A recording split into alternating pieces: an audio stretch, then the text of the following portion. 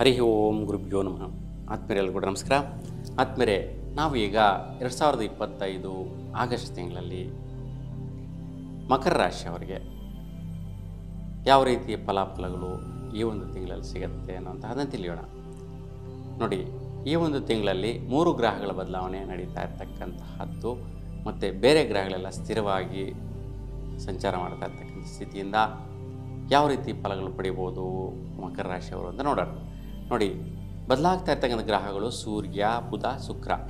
ಸೂರ್ಯ 16ನೇ ತಾರೀಕಿಗೆ ಸಿಂಹರಾಶಿಗೆ ಪ್ರವೇಶ, ಬುಧ 30ನೇ ತಾರೀಕಿಗೆ ಸಿಂಹರಾಶಿಗೆ ಪ್ರವೇಶ, ಶುಕ್ರ ಬಂದು 20ನೇ ತಾರೀಕಿಗೆ ಕಟಕ ರಾಶಿಗೆ ಪ್ರವೇಶ. ನೋಡಿ, ಇಲ್ಲಿ ಕಟಕ ರಾಶಿನೂ ತುಂಬಾ ಪ್ರಮುಖವಾಗಿ ಬರ್ತಾ ಇರ್ತಕ್ಕಂಥದ್ದು ಈ ತಿಂಗಳಲ್ಲಿ. ನೋಡಿ, ಕಟಕ ರಾಶಿಯಿಂದ ಬಿಟ್ಟು ಮುಂದಕ್ಕೆ ಹೋಗ್ತಾ ಇರ್ತಕ್ಕಂಥ ಗ್ರಹಗಳು 2, ಸೂರ್ಯ, ಬುಧ. ಕಟಕ ರಾಶಿಗೆ ಪ್ರವೇಶ ಮಾಡ್ತಾ ಇರ್ತಕ್ಕಂಥ ಗ್ರಹ ಶುಕ್ರ ಗ್ರಹ. ಹಾಗೆ ಈ 3 ಗ್ರಹಗಳ ಪ್ರಭಾವ ನಿಮ್ಮ ರಾಶಿ ಮೇಲೆ ತುಂಬಾ ಚೇಂಜಸ್ಸು ತಂದುಬಿಡುತ್ತೆ ಈ ಒಂದು ತಿಂಗಳಲ್ಲಿ. ಅದು ಏನು ವಿಚಾರ ಅಂತ ನೋಡೋಣ.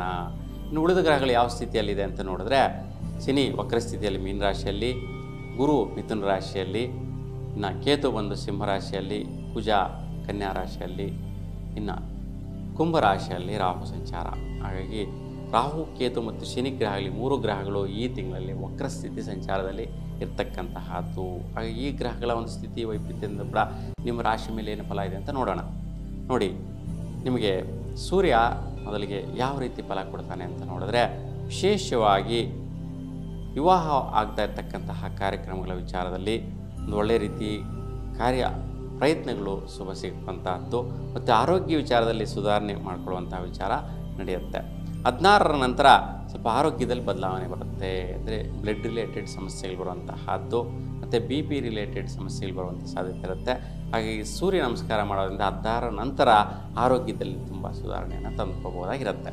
ಇನ್ನು ಕುಜಿನ ಫಲ ನೋಡಿದ್ರೆ, ವಿಶೇಷವಾಗಿ ನಿಮ್ಮ ಸ್ವಸ್ಥಾನದ ಕಡೆ ಮತ್ತು ಲಾಭದಾಯಕ ಪ್ರಯತ್ನಗಳು ಹಠವಾಗಿ ಸಾಧಿಸುವಂಥ ವಿಚಾರದಲ್ಲಿ ಮತ್ತು ಭಾಗ್ಯವನ್ನು ಸಾಧಿಸುವಂತಹದ್ದಿರುತ್ತೆ. 14ರವರೆಗೂ ಒಳ್ಳೆಯ ರೀತಿ ಭಾಗ್ಯಗಳನ್ನು ಭಾಗ್ಯಗಳನ್ನು ಜಯಿಸುವಂಥದ್ದು, ಕಾರ್ಯನ ಜಯಿಸ್ತೀರ, ಕಾರ್ಯದಿಂದ ಬರುವಂತಹ ಅದೃಷ್ಟದ ಭಾಗ್ಯಗಳನ್ನು ಜಯಿಸುವಂತಹದ್ದು ಕೂಡ ಸಮರ್ಪಕವಾಗಿ ಸಿಗುತ್ತೆ.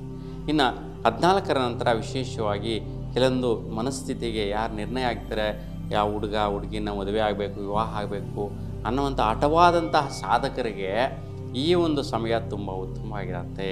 14ರ ನಂತರ ಆಗಸ್ಟ್ ತಿಂಗಳಲ್ಲಿ ಹಠ ಸಾಧನೆಗೆ ಸಕ್ಸಸ್ ಸಿಗುವಂತಹ ರೇಟ್ ಜಾಸ್ತಿ ಇರುತ್ತೆ. ಅದಕ್ಕೆ ಈ ದಿನಗಳಲ್ಲಿ ಪ್ರಯತ್ನ ಮಾಡಬೇಕು. ಯಾರೆಲ್ಲ ಕೂಡ ಮನಸ್ಸಲ್ಲಿ ಇಟ್ಕೊಂಡು ಈ ಹುಡುಗಿನೇ ಮಾಡ್ಕೋಬೇಕು, ಇಲ್ಲ ಈ ಹುಡುಗನ್ನೇ ವಿವಾಹ ಆಗಬೇಕು ಅಂತ ನಿರ್ಣಯಗಳಿರುತ್ತೋ ಅಂತಹವ್ರಿಗೆ ಮನೆ ಕಡೆಗೆ ಸಮ್ಮತಿ ಸಿಗುವಂತಹದ್ದು, ನಿಮಗೆ ಫೇವರ್ ಆಗುವಂತಹದ್ದಿರುತ್ತೆ.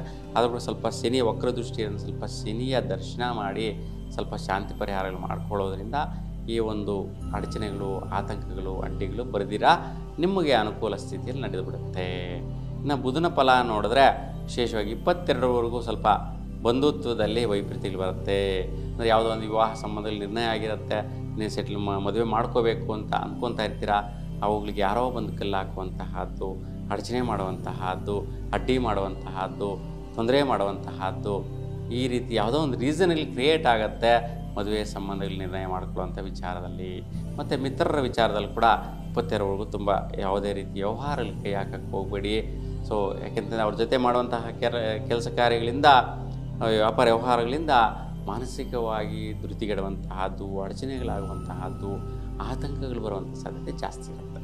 22ರ ನಂತರ 30ರವರೆಗೂ ಬುಧನ ಬಲ ಯಾವ ರೀತಿ ಇರುತ್ತೆ ಅಂದರೆ, ವಿಶೇಷವಾಗಿ ಸುಖ, ನೆಮ್ಮದಿ, ಸಂತೋಷ, ಸಂತೃಪ್ತಿ, ಭೂಮಿ ಭಾಗ್ಯ ಪ್ರಯತ್ನಗಳು, ಭೂಮಿಯಿಂದ ಒಳ್ಳೆಯ ಪ್ರತಿಫಲಗಳು, ಲಾಭದಾಯಕ ಅನುಕೂಲಗಳು ಲಭಿಸಿಬಿಡುತ್ತೆ. ನೋಡಿ, 8 ದಿನಗಳು ಎಷ್ಟೊಂದು ಚೇಂಜಸ್ ಕೊಡುತ್ತೆ, ತುಂಬ ಸಕ್ಸಸ್ ಕೊಡುತ್ತೆ ಅಂತಂದರೆ ತುಂಬ ಚೆನ್ನಾಗಿದೆ. ನಿಮ್ಮ ರಾಶಿಯವರಿಗೆ ಈ ದಿನಗಳನ್ನು ಗಮನ ಇಟ್ಟುಕೊಂಡು ನೀವು ನೋಡ್ಕೊಳ್ಳಿ, ತುಂಬ ಚೇಂಜಸ್ ನೋಡ್ತೀರ. ಇನ್ನು ಗುರು ಪ್ರತಿಫಲ ಹೆಂಗಿದೆ ಅಂತ ನೋಡಿದ್ರೆ, ವಿಶೇಷವಾಗಿ ನಿಮ್ಮ ಪ್ರಯತ್ನ ಬಲಗಳು, ದೊಡ್ಡ ಪ್ರಯತ್ನಗಳು ಮಾಡ್ತಾ ಇರ್ತೀರ ಮತ್ತು ಬರೋ ಖರ್ಚು ವೆಚ್ಚಗಳು, ಇನ್ವೆಸ್ಟ್ಮೆಂಟ್ ಮಾಡೋ ವಿಚಾರ ನೋಡ್ತಾ ಇರ್ತೀರ. ಹಾಗಾಗಿ ಮಿತ್ರರ ವಿಚಾರದಲ್ಲಿ ಈ 3 ವಿಚಾರಗಳಲ್ಲಿ 13ರವರೆಗೂ ತುಂಬ ಅಡಚಣೆಗಳಿಂದ ಕೂಡಿರುತ್ತೆ. ತುಂಬ ಜಾಗೃತಿಯಿಂದ ಕೈ ಹಾಕೋದು ಒಳ್ಳೆಯದು. ಆನಂತರದ ದಿನಗಳು ನಿಮ್ಮ ಇಷ್ಟಾನುಸಾರ ಅಭಿವೃದ್ಧಿಯನ್ನು ಪಡೆಯುವಂತಹದ್ದು ಇರುತ್ತೆ ಈ 3 ವಿಚಾರಗಳಲ್ಲಿ.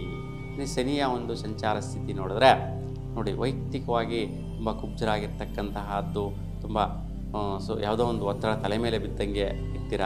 ಮತ್ತು ಮಾನಸಿಕವಾಗಿ ಆಲಸ್ಯ ಇರ್ತಕ್ಕಂತಹದ್ದು, ಮನೋಸ್ಥಿತಿ ಇರುವಂಥದ್ದು, ಲೇಜಿನೆಸ್ ಇರ್ತಕ್ಕಂತಹದ್ದು ಸ್ವಲ್ಪ ಇರ್ತೀರಾ. ಹಾಗೆ ಸ್ವಲ್ಪ ಅರ್ಧಂಬರ್ಧ ಕೆಲಸಗಳಾಗ್ತಾ ಇರ್ತದೆ ಪ್ರಯತ್ನಗಳ ವಿಚಾರದಲ್ಲಿ, ಮತ್ತು ಹಣಕಾಸಿನ ವಿಚಾರದಲ್ಲಿ ಎಲ್ಲ ಸೆಟಲ್ಮೆಂಟ್ ಆಗಿ ಬರುವಂತಹ ಮೂಮೆಂಟ್ಸ್ ಇರುತ್ತೆ. ಆ ವಿಚಾರದಲ್ಲಿ ಸ್ವಲ್ಪ ಲೇಟ್ ಆಗೋದು, ನಿಧಾನ ಆಗೋದು, ಈ ರೀತಿ ಆಗುವಂತಹ ಸ್ಥಿತಿಗಳಿರ್ತಕ್ಕಂತಹದ್ದು. ಅದಕ್ಕೋಸ್ಕರ ಸ್ವಲ್ಪ ಶನಿ ದರ್ಶನ ಮಾಡಿ ನಿಮಗೆ ಈ ಕೆಲಸಗಳೆಲ್ಲ ಕೂಡ ಸುಸೂತ್ರವಾಗಿ ನೆರವೇರಿಬಿಡುತ್ತೆ. ಇನ್ನು ರಾಹು ಕೇತುಗಳ ಪ್ರಭಾವದ ಪ್ರಕಾರ ಸ್ವಲ್ಪ ಆರೋಗ್ಯದ ಕಡೆ ಗಮನ ಇಡಿ. ಬ್ಯಾಕ್ ಪೇನು, ಕಾಲು ನೋವು ಬರುವಂತಹದ್ದಾಗ್ತಾ ಇರುತ್ತೆ. ಹಾಗಾಗಿ ಸ್ವಲ್ಪ ದೈಹಿಕವಾಗಿ ತಲೆ ಭಾರ ಇರ್ತಕ್ಕಂತಹದ್ದು ಇವೆಲ್ಲ ಕೂಡ ಆಗ್ತಾ ಇರುತ್ತೆ. ಅದಕ್ಕೂ ಸ್ವಲ್ಪ ರಾಹು ಕೇತು ಶಾಂತಿ ಪರಿಹಾರ ಮಾಡಿಕೊಳ್ಳೋದು ತುಂಬ ಉತ್ತಮಪ್ರದ. ಹಾಗೆ ಒಟ್ಟಾರೆಯಾಗಿ ನಿಮಗೆ ಸ್ವಲ್ಪ ವಿವಾಹ, ದಾಂಪತ್ಯ ಸ್ಥಾನಗಳು ಈ ವಿಚಾರ ಬಿಟ್ಟರೆ ಬೇರೆ ವಿಚಾರಗಳು ಅಷ್ಟರ ಮಟ್ಟಿಗೆ ತೊಂದರೆ ಇಲ್ಲ. ನಾನು ತಿಳಿಸಿರ್ತಕ್ಕಂಥ ಪರಿಹಾರ ಮಾಡಿಕೊಳ್ಳಿ, ಸುಫಲ ಪಡೆಯಿರಿ. ನಿಮಗೆಲ್ಲರಿಗೂ ಕೂಡ ಇಷ್ಟದೇವರ ಅನುಗ್ರಹ ಸದಾಕಾಲ ನಿಮ್ಮ ಮೇಲೆ ಭಗವಂತನಲ್ಲಿ ಪ್ರಾರ್ಥಿಸ್ತಾ ಎಲ್ಲರೂ ಕೂಡ ಶುಭವಾಗಲಿ. ನಮಸ್ಕಾರ.